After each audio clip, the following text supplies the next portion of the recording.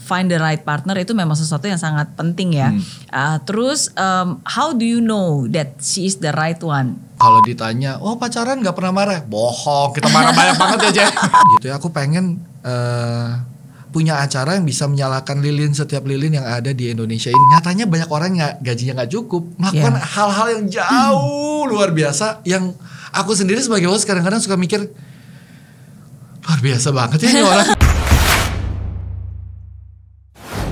How do you find? Oke, ini sebenarnya nggak ada hubungannya ya sebenarnya. Tapi kalau since memang Michael tadi ngomongin tentang find the right partner itu memang sesuatu yang sangat penting ya.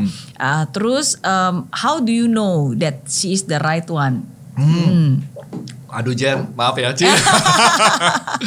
Nggak, kalau aku sih ngeliatnya gini.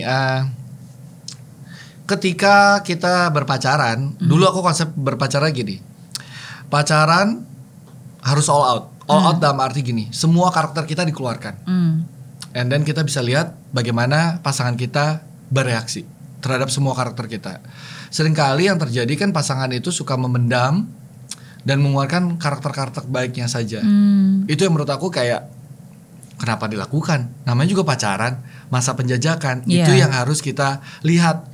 Lu bisa lihat gak orang ini seumur hidup lu sampai maut memisahkan ada di samping lu nanti kalau udah jadi pasang suami dan istri. Ketika lu bisa dealing with that, ya aku rasa ya she's the one gitu. Oke, ya. Termasuk dealing dengan karakter kita, bagaimana dia meresponinya, bagaimana kita juga meresponi karakternya dia. Itu yang paling tepat sih menurut aku. Jadi aku dari dulu tuh ya, kalau ditanya, oh pacaran gak pernah marah? Bohong, kita marah banyak banget ya Jay. Justru harus marah.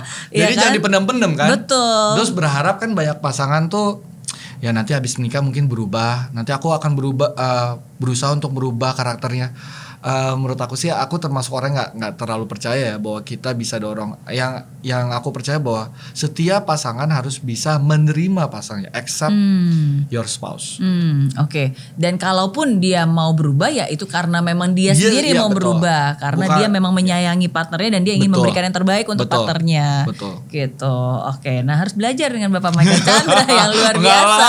Saya baru pernikahannya baru 10 tahun. Masih jauh, long way to go.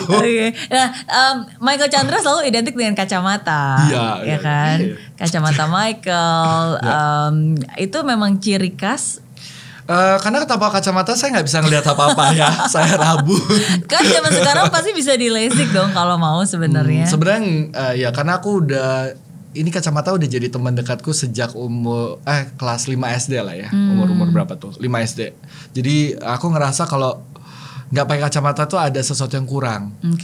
Jadi ini kayak teman sih sebenarnya. Dan tapi somehow sama produser-produser di RCTI waktu itu kayak, wah, kenapa kita nggak bikin kamu jadi ikon kacamata Michael? Aku ini wow, oke, boleh aja dah. Iya. Minus berapa emang sekarang? Minus 5,5. Oke lah. Semakin bertambah men, bertambah dengan plus ketahuan umur. Aku juga. Udah plus ya? Iya, tapi sekarang udah LASIK. Udah. Karena emang nggak pernah kelihatan pakai kacamata kan. Iya. Tapi memang how important is personal brand, khususnya di dunia pertelevisian dan public figure. Menurut aku sih sangat penting ya, karena semua orang kan menawarkan hal yang sama. Satu hal yang membuat orang tetap dikenal atau masuk kepada mindset setiap masyarakat yang menonton itu adalah personal branding dan bagaimana kita menjaga. Aku nggak bilang mudah menjaga atau membangun personal branding, tapi harus kita lakukan. Aku pun masih terus belajar membangun personal branding. Kalau Mary kan sudah berhasil ya teman-teman. Terus belajar lah. Ketika kita bilang kita sudah berhasil, sudah tahu segalanya, itu saat-saat kejatuhan tuh. Aku sih masih terus belajar karena itu yang harus kita ingat bahwa setiap orang punya hal yang mungkin yang ditawarkan sama, tapi yang membuat orang ingat terhadap seseorang adalah diferensiasinya. Dan itu bisa didapatkan lewat personal branding sih. Oke. Yes. Dan itu pokoknya tetap harus konsisten. Dari dulu sampai sekarang gak berubah loh. Masa? Beneran gak berubah. Oh ya, oke. Terima kasih kalau gitu. Padahal berasanya tambah tua, tambah gemuk. Enggak. Tetap masih Michael Chandra yang luar biasa. Berarti sekarang udah berapa lama nih program Michael Chandra luar biasa? Sekarang di tahun 2021 ini akan masuk 4 tahun. Akan masuk 5 tahun. Maksudnya di 2020 4 tahun, 2021 5 tahun, itu dibangun 25 September 2016. Wow, masih ingat. Ya harus dong. Itu kan kayak sesuatu yang aku doakan, tapi aku bersyukur itu juga diberikan sama Tuhan gitu. Jadi aku selalu berkeinginan untuk punya satu acara talk show yang menginspirasi, yang bisa membangun lilin-lilin di setiap daerah di Indonesia gitu ya. Lilin karena menurut aku banyak banget ya Mer sekarang orang-orang yang katakanlah membawa berita buruk tuh banyak. Semua orang jadi kayak merasa ragu, Indonesia ini mau kayak gimana sih gitu. Jadi orang selalu negative thinking. Jadi aku ngerasa kayak kalau Tuhan udah ngasih aku kepercayaan gitu ya, aku pengen punya acara yang bisa menyalakan lilin, setiap lilin yang ada di Indonesia ini. Jadi dari cerita-cerita yang kadang-kadang kecil tapi siapa tahu bisa menjangkau 5 orang. Berarti ada ya hal-hal positif yang bisa kita banggakan dari Indonesia misalnya gitu. Lalu dari cerita yang lain muncul komunitas dan lain sebagainya. Itu sih kerinduannya sih. Makanya aku tuh bersyukur banget dan selalu akan ingat di mana Tuhan jawab doaku gitu ya. Wow, beneran ini kejadian, ada di tangan gitu untuk dikerjakan gitu. 25 September 2016. Jadi sampai sekarang sih masih terus dengan semangat sama tim masih terus mengerjakan Michael Chandler luar biasa sih. Yes. Karena ya memang benar banget seperti yang tadi Michael bilang kan, maksudnya lebih banyak berita-berita yang negatif karena berita-berita yang negatif lebih gampang dijual dan dimakan. Betul. Tapi sekali. Itu bukan menjadi alasan untuk kita nggak tetap menyuarakan hal-hal yang positif gitu. Supaya ya masyarakat tuh tahu bahwa ada loh hal-hal baik yang terjadi di negeri ini dari orang-orang yang mungkin nggak kita kenal. Mungkin ada orang-orang di sekitar kita yang peduli sama orang-orang yang juga kita nggak tahu gitu. Betul. Lalu kan pertanyaannya yang aku harapkan lewat acara itu adalah, loh kalau kita sekarang udah berkecukupan gitu, apa yang sudah kita lakukan? Semoga pertanyaan-pertanyaan itu bisa terlintas dalam benak setiap orang yang nonton acara Michael Chandler luar biasa. Apa ya yang sudah gue lakukan ya? Kalau gue dikasih kesempatan untuk S1, S2, atau dapat gaji yang cukup, apa yang gue udah lakukan? Nyatanya banyak orang yang gajinya nggak cukup melakukan hal-hal yang jauh luar biasa, yang aku sendiri sebagai host kadang-kadang suka mikir, luar biasa banget ya ini orang yang bisa sampai kepikiran. Aku sama yang kadang-kadang sebagai host tuh dilematis. Kita dengar, kita senang, kita support, tapi juga kayak pisau bermata dua juga. Kadang-kadang juga berkaca, apa yang udah gue lakukan ya gitu ya.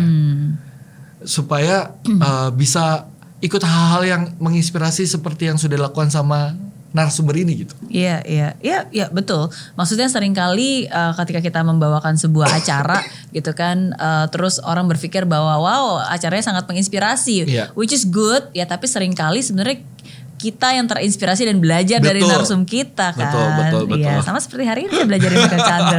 Bisa. Enggak beneran Roser, aku gak bohong beneran. Karena maksudnya menurut saya seseorang untuk bisa konsisten melakukan apa yang dia lakukan selama bertahun-tahun gitu dengan that kind of standard quality, itu definitely bukan hanya cuma masalah profit dan passion aja, there's a purpose gitu. Seperti yang Michael bilang, itu adalah acara yang memang kamu doakan loh, kamu minta dan dikasih jawabannya sama Tuhan. Jadi ketika kita melakukan hal tersebut, ya sebenarnya itu adalah tanggung jawab. Orang kita sudah minta, udah dikasih, masa kita sia-siakan gitu ya. Karena ya sama. Maksudnya one of my wildest dream adalah untuk bisa memiliki talk show sendiri juga kan. Dan Tuhan juga menjawab doa saya juga. Jadi bagi saya iris ya Tuhan udah kasih kesempatan, kenapa kita sia-siakan kan? Betul. Gitu. Ya emang harus diusahakan. Memang nggak mudah kan awal-awal. Mudah. Keringet dingin. Abang kan nggak punya background ini jurnalis. Kalau Michael kan ada yang ngajarin juga.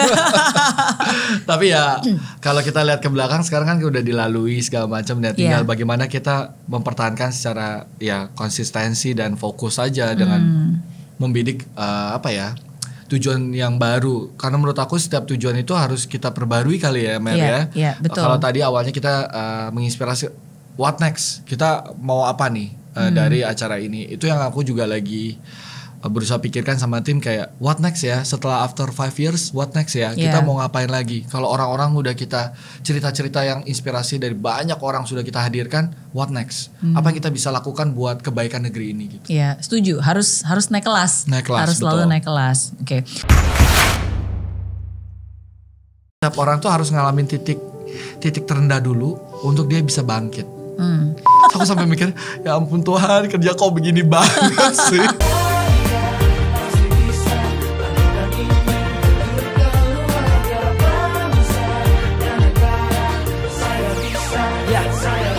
Laksana bumi tanpa hujan, hidup tanpa tujuan, kering dan mati tanpa hijaunya tumbuhan. Demikian kalau mimpi tak kunjung terjadi.